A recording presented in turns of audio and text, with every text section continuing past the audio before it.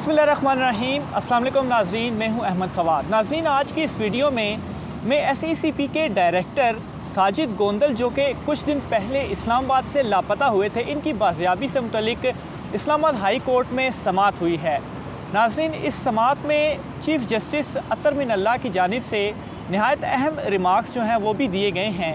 इस हवाले से आज की इस वीडियो में बात करूँगा। केस की जो समाअत थी उसमें आज सेक्रेटरी दाखिला, IG पुलिस और डिप्टी कमिश्नर इस्लामाबाद जो हैं वो आज अदालत में पेश हुए हैं।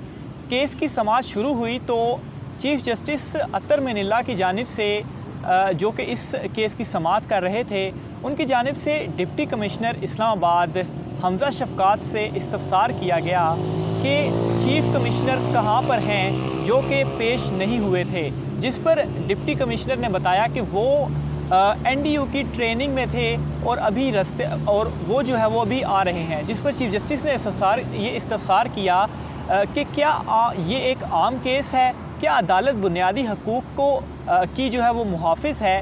वफ़ाक़ी दारुल-हुकूमत जो सिर्फ़ 1400 स्क्वायर मील पर मुश्तमिल है, इस छोटे से इलाके के लिए IG और चीफ़ कमिश्नर मौजूद हैं और सबसे बड़ी जो आइनी अदालत है वो भी इस्लामाबाद में ही है।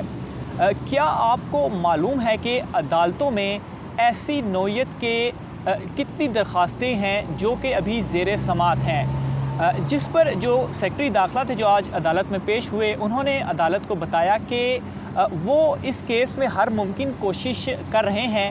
सेक्रेटरी दाखिला ने जो जवाब दिया उस पर चीफ़ जस्टिस ने सवाल किया कि अगर वफ़ाक़ी हुकूमत के किसी वज़ीर के बेटे के साथ ऐसा होता तो क्या तब भी आपका ये रवैया होता। रिपोर्ट हुआ है कि चेयरमैन जो हैं लापता अफराद कमीशन ने साजिद गोंदल को जो अगवा किया गया था इसका नोटिस लिया है। क्या ये तय हो गया है कि ये जबरी गुमशुदगी का केस है जो कमीशन ने जो है वो इस पर नोटिस ले लिया है। क्या कमीशन के चेयरमैन को कोई मालूमात मिली है कि ये जबरी गुमशुदगी है।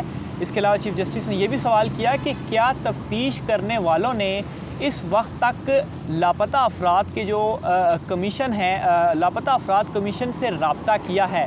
चीफ़ जस्टिस ने यह कहा कि अदालत को कोई एक मिसाल बताएं जिससे लापता शहरी को बाजियाब कराया गया हो।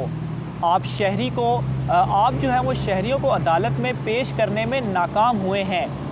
चीफ़ जस्टिस की जानिब से ये कहा गया कि ये अदालत इन्वेस्टिगेशन में मुदाखलत नहीं करेगी, जिस पर सेक्रेटरी दाखिला ने अदालत को बताया कि आज सुबह ही एक इजलास हुआ है और इस इजलास में तमाम सूरत हाल का जायज़ा भी लिया गया है और एक आला सतह पर तफ्तीश भी जो है वो की जा रही है। सेक्रेटरी दाखिला ने जब ये बात अदालत को कही तो चीफ़ जस्टिस ने ये कहा कि आपने वजारत और जो आपका डिपार्टमेंट है वो रियल स्टेट के कारोबार में शामिल है। सेक्रेटरी दाखिला ने इस बात का इनकार किया और कहा कि ये बात दुरुस्त नहीं है, जिस पर जो चीफ़ जस्टिस थे उनकी जानिब से कहा गया कि हर शहरी अदम तहफ़्फ़ुज़ का शिकार है। ये सूरत हाल जो है वो काफ़ी तशवीशनाक है। अगर पाकिस्तान का जो कि वफ़ाक़ी दारुल हुकूमत है, अगर उसमें कानून की हुक्मरानी नहीं है तो इसका क्या मतलब है।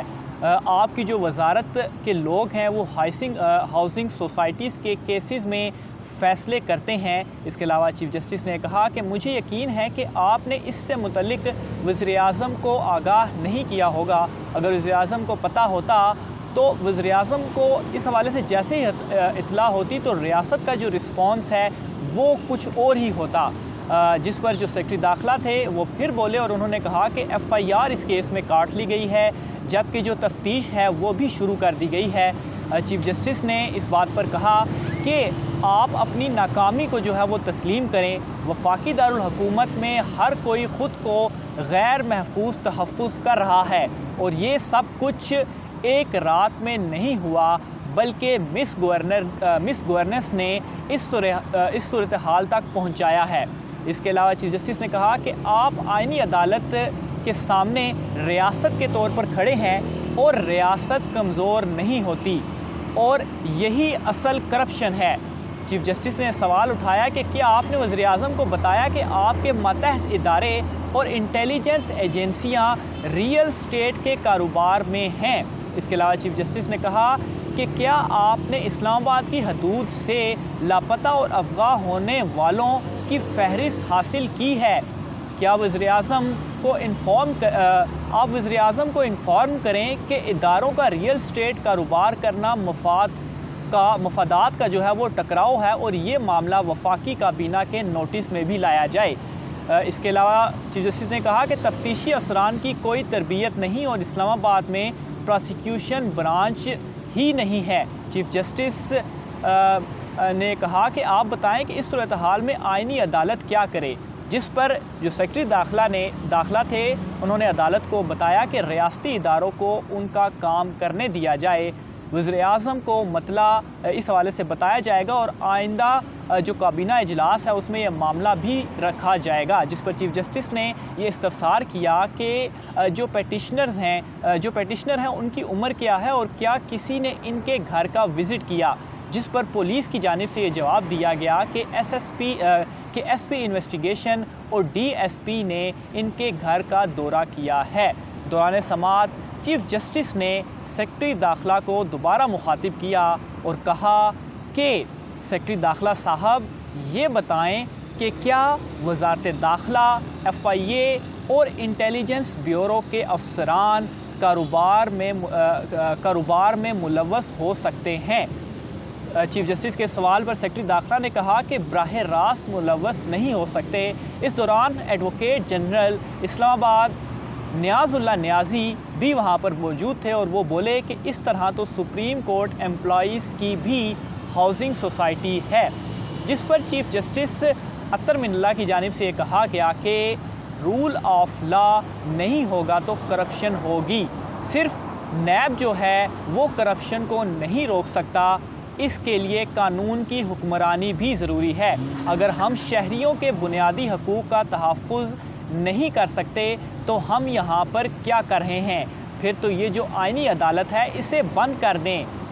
SEP के जो ऑफिसर हैं उनकी बूढ़ी माँ और छोटे बच्चे यहाँ पर मौजूद हैं। चीफ जस्टिस ने यह कहा कि ये बच्चे किसी के भी हो सकते हैं, इस माँ को क्या जवाब दें? कोशिश करें कि किसी और माँ को इस तरह के मामले में अदालत में ना आना पड़े।